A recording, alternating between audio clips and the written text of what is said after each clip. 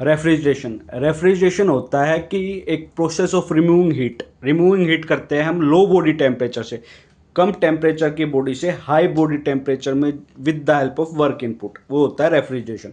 मतलब low temperature से high temperature पे जो हीट का रिमूवल होता है वो कहलाता है रेफ्रिजरेशन। एक्चुअली में हीट फ्लो करती है from high temperature to low temperature, but refrigeration is a process of removing heat from low temperature to high body temperature with some work input.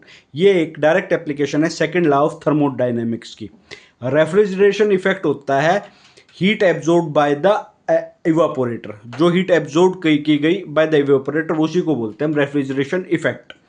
और रेफ्रिजरेशन इफेक्ट को हम मापते हैं evaporator output enthalpy minus evaporator input enthalpy. ठीक है, 1 ton of refrigeration क्या होता है, heat required to freeze water into ice into 24 hours. एक टीआर की वैल्यू होती है 3.517 kilo watt hour, 210 kilo joule per minute और 1200 BTU per hour. COP of refrigeration होता है रेफ्रिजरेशन इफेक्ट अपॉन में work input.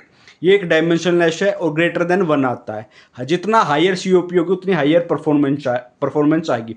Ideal refrigerant cycle होती है वो होती है कार्नोट साइकिल, लेकिन जो एयर रेफ्रिजरेशन साइकिल वो काम करती है reverse Joule cycle, reverse Brayton cycle और Bell Coleman cycle.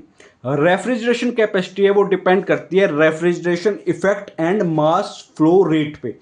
Refrigerant mass flow rate पे और रेफ्रिजरेशन इफेक्ट पे डिपेंड करती है रेफ्रिजरेशन कैपेसिटी। तो हम रेफ्रिजरेटर में यूज़ करते हैं कौन सा गुड रेफ्रिजरेंट होगा, जिसकी लेटेंट हीट हाई होगी।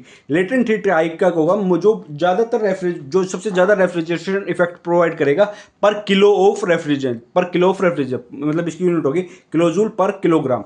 तो फ्रियोन 12 R12 के नाम से जानते हैं। अमोनिया इंडस्ट्रियल में यूज़ करते हैं जिसको R17 के नाम से जानते हैं। क्यों इसको डोमेस्टिक में इसलिए यूज़ नहीं कर सकते क्योंकि ये टॉक्सिक है, इरिटेटिंग स्मेल है और सेफ्टी कंसर्न आ जाएंगी। R314 इसको यूज़ करते हैं हम डोमेस्टिक रेफ्रिजरेटर में। इसका जीरो ओजोन डिप्लीशन होता है, जीरो ओजोन डिप्लीशन पोटेंशियल होता है। सीओपी ऑफ कार्नोट साइकिल की बात करें तो refrigerator space temperature mine upon में हीट रिजेक्शन टेम्परेचर माइनस में रेफ्रिजरेटर स्पेस टेम्परेचर, इन सब की यूनिट होंगी केल्विन में। अब साइकिल करते हैं रेफ्रिजरेशन साइकिल का पूरा देख लेते हैं।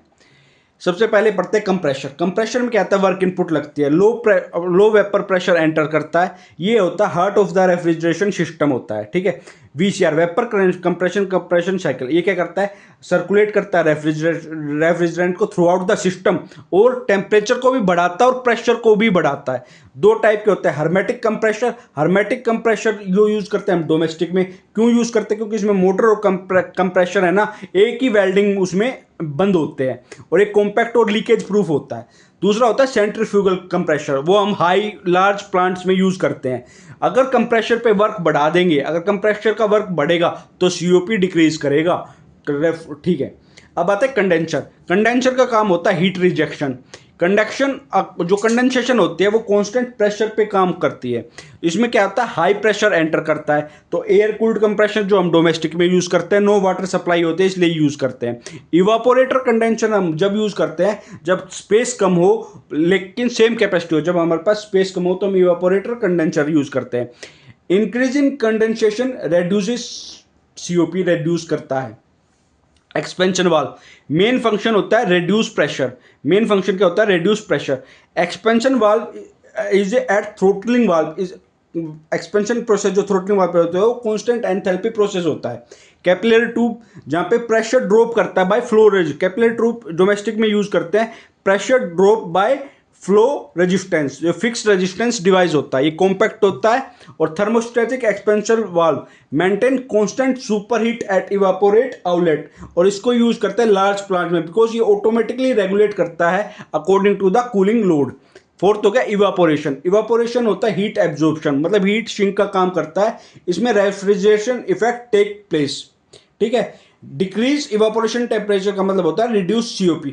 जितना ज्यादा टेम्परेचर डिफरेंस होगा इवापोरेटर और कंडेंसर में उतना ही कम सीओपी होगा।